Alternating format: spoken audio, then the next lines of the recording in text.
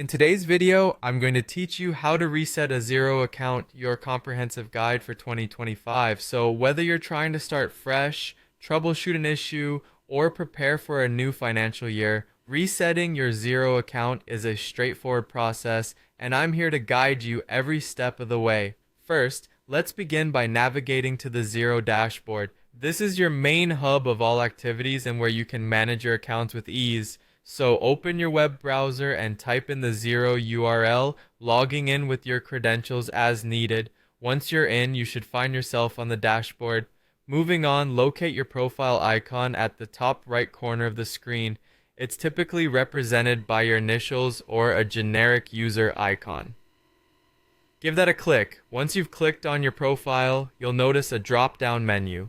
From there, you'll need to choose the Account option.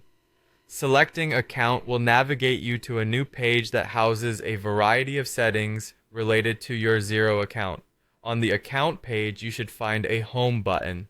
Click on this button to return to your account's main settings page.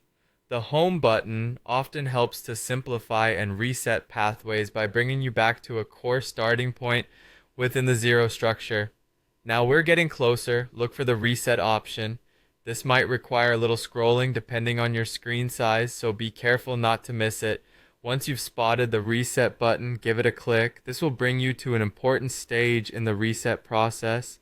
After clicking on Reset, you'll see an option titled Reset Demo. It's crucial to be cautious at this point. Resetting will erase all the demo data, which means anything you've tested out or played around with in the demo environment will be wiped clean.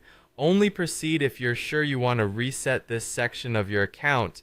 If you're certain, click on Reset Demo to continue. And there you have it, folks. You've successfully reset your Xero account, ready for a fresh start or a new round of data entry and management. Remember to think through this decision carefully before taking these steps, as it will remove data that might be useful for comparing or learning from previous entries.